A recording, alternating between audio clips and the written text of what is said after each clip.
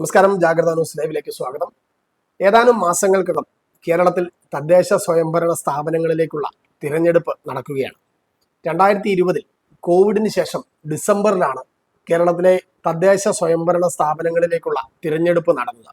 ഈ തെരഞ്ഞെടുപ്പിൽ വലിയ ചർച്ചയായി അന്നത്തെ കോവിഡ് സമയത്തെ, അതുപോലെ തന്നെ കോവിഡ് കാലത്ത് നടത്തിയ പ്രവർത്തനങ്ങളടക്കം തദ്ദേശ സ്വയംഭരണ സ്ഥാപനങ്ങളിൽ വലിയ ചർച്ചയാവുകയും ഇതേ തുടർന്നാണ് ആ കാലത്ത് തെരഞ്ഞെടുപ്പ് നടക്കുന്നത് വലിയൊരു വിവാദമായി മാറുന്ന ഒരു സാഹചര്യം അടക്കമുണ്ടാകുകയും ചെയ്തിരുന്നു.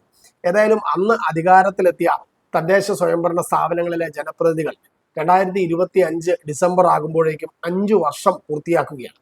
ഏതാണ്ട് 3-4 മാസത്തിനകം തന്നെ ഈ കേരളത്തിൽ തദ്ദേശ സ്വയംഭരണ സ്ഥാപനങ്ങളിലേക്കുള്ള തിരഞ്ഞെടുപ്പ് നടക്കുമെന്ന് തന്നെയാണ് നമുക്ക് മനസ്സിലാക്കാൻ സാധിക്കുന്നത്.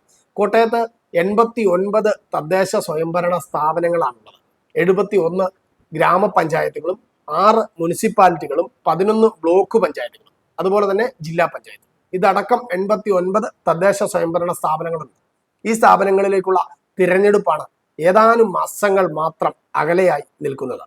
ഈ ഒരു സാഹചര്യത്തിൽ ഈ തദ്ദേശ സ്വയംഭരണ സ്ഥാപനങ്ങളുടെ എങ്ങനെയാണ് ഓരോ തദ്ദേശ സ്വയംഭരണ സ്ഥാപനങ്ങളിലെയും ഭരണം ഇനി ഇതുവരെ എങ്ങനെയായിരുന്നു, ഇനി അടുത്ത തെരഞ്ഞെടുപ്പിൽ എങ്ങനെയാണ് ഓരോ രാഷ്ട്രീയ പാർട്ടികളുടെയും സാധ്യതകൾ എന്നതടക്കം ജാഗ്രത ന്യൂസ് വിലയിരുത്തുകയാണ്.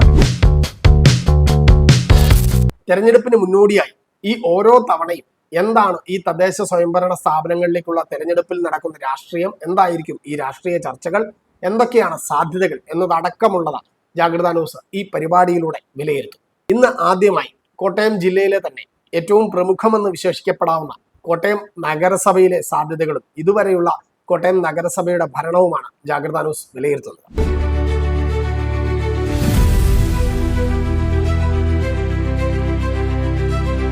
2020 കോട്ടയം നഗരസഭ ഭരിക്കാൻ തുടങ്ങിയത് ഒരു സ്വതന്ത്രയായിരുന്നു. കഴിഞ്ഞ 5 വർഷവും ബിൻസി സെബാസ്റ്റ്യൻ എന്ന സ്വതന്ത്ര അംഗമാണ് UDFന്റെ പിന്തുണയോടുകൂടി കോട്ടയം നഗരസഭ ഭരിച്ചത്. വലിയ വിവാദങ്ങൾക്കും വലിയ വിമർശനങ്ങൾക്കും ഇടയാക്കിയ ഒരു ഭരണമായിരുന്നു കഴിഞ്ഞ 5 വർഷവും കോട്ടയം നഗരസഭയിൽ കണ്ടത്. 22 അംഗങ്ങളോടുകൂടി ഇടതുപക്ഷ ജനാധിപത്യ മുന്നണി LDF കോട്ടയം നഗരസഭയിലെ വലിയ കക്ഷിയായെങ്കിലും 21 അംഗങ്ങളുള്ള UDF സ്വതന്ത്ര അംഗത്തിന്റെ പിന്തുണയോടെ, ബിൻസി സെബാസ്റ്റ്യൻ എന്ന സ്വതന്ത്ര അംഗത്തിന്റെ പിന്തുണയോടുകൂടി കോട്ടയം നഗരസഭയുടെ ഭരണം നറുക്കെടുപ്പിലൂടെ സ്വന്തമാക്കുകയും 5 വർഷവും തുടർച്ചയായി ഭരിക്കുകയും ചെയ്തു. 8 അംഗങ്ങളാണ് BJPക്കുള്ളത്. പല ഘട്ടങ്ങളിലും BJP വോട്ടെടുപ്പിൽ നിന്നും വിട്ടുനിൽക്കുന്നതടക്കമുള്ള സാഹചര്യം ഉണ്ടായതോടുകൂടിയാണ് UDFന് 5 വർഷവും കൃത്യമായി യാതൊരുവിധ പ്രശ്നങ്ങളുമില്ലാതെ ഈ കോട്ടയം നഗരസഭയുടെ ഭരണം നടത്താൻ സാധിച്ചത്. ഇതിനിടെ പലതവണ LDF അവിശ്വാസ പ്രമേയം കൊണ്ടുവന്നു എങ്കിലും ബിൻസി സെബാസ്റ്റ്യൻ UDFനൊപ്പം ഉറച്ചു നിന്നത് മൂലം ഒരു തവണ പോലും ഈ അവിശ്വാസ പ്രമേയം പാസ്സാകുകയോ ഭരണം അട്ടിമറിക്കപ്പെടുകയോ ചെയ്യുന്ന സാഹചര്യം ഉണ്ടായില്ല. എന്നാൽ ഈ ഒരു കഴിഞ്ഞ 5 വർഷത്തെ ഏറ്റവും മോശമായ കാലഘട്ടം എന്ന് തന്നെ കോട്ടയം നഗരസഭയ്ക്ക് വിലയിരുത്തേണ്ടി വരും. അഴിമതി ആരോപണങ്ങളും അതുപോലെ തന്നെ കോട്ടയം നഗരസഭയുടെ ഫണ്ടിൽ നിന്ന് ഒരു ക്ലർക്ക് പണം തട്ടിയെടുക്കുന്ന വിഷയമടക്കമുള്ളവ ഈ കഴിഞ്ഞ 5 വർഷത്തിനിടെയാണ് പുറത്തു വന്നത്.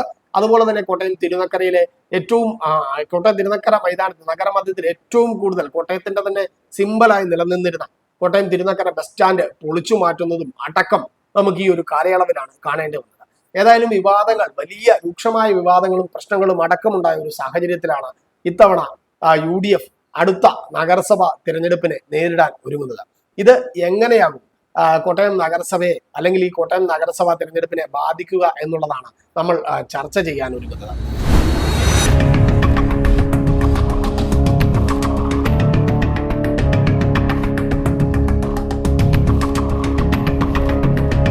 കഴിഞ്ഞ തവണ UDFും LDFും ഒരേപോലെ തുല്യ ബലാബലം, അതുപോലെ കോൺഗ്രസും CPMും ബലാബലം നിൽക്കുന്ന ഒരു സാഹചര്യമാണ് കോട്ടയം നഗരസഭയിൽ ഉണ്ടായത്. കോൺഗ്രസ് ഏതാണ്ട് 20 അംഗങ്ങൾ കോൺഗ്രസിനും കേരള കോൺഗ്രസ് ജോസഫ് വിഭാഗത്തിന്റെ 1 അംഗവും അടക്കം 21 അംഗങ്ങളും, അതുപോലെ തന്നെ സ്വതന്ത്രയായ ബിൻസി സെബാസ്റ്റ്യൻ, കോൺഗ്രസിന്റെ വിമതയായി മത്സരിച്ച് ജയിച്ച ബിൻസി സെബാസ്റ്റ്യന്റെ പിന്തുണയോടുകൂടി 22 അംഗങ്ങളുമായാണ് കോൺഗ്രസ് കോട്ടയം നഗരസഭയിലെത്തിയത്.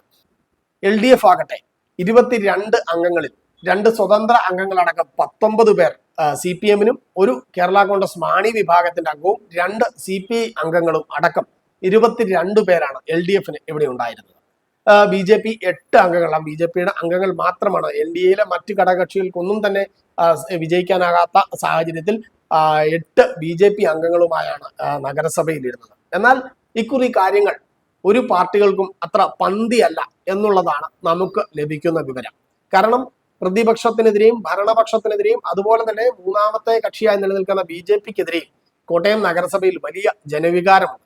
മറ്റൊരാൾ പകരം ആര് എന്നൊരു സാധ്യത ഇല്ലാത്തതിനാൽ ഇവരെ തന്നെ വീണ്ടും ജനങ്ങൾക്ക് തിരഞ്ഞെടുക്കേണ്ടി വരും. എങ്കിൽ പോലും വലിയ കടുത്ത എതിർപ്പാണ് കോട്ടയം നഗരസഭയിലെ കൗൺസിലർമാർക്ക് 52 കൗൺസിലർമാർക്കും അതുപോലെ തന്നെ മുന്നണികൾക്കും ഇക്കുറി നേരിടേണ്ടി വരുന്നത്. ഇക്കുറി വാർഡ് വിഭജനം പൂർത്തിയാകുമ്പോൾ 52 വാർഡുകൾ എന്നുള്ളത് 53 ഉയർന്നിട്ടുണ്ട്. എങ്കിൽ പോലും വലിയൊരു വിമർശനം ഈ കൗൺസിലർമാർക്കെതിരെ അടക്കം ഉയരുന്ന സാഹചര്യമുണ്ട്.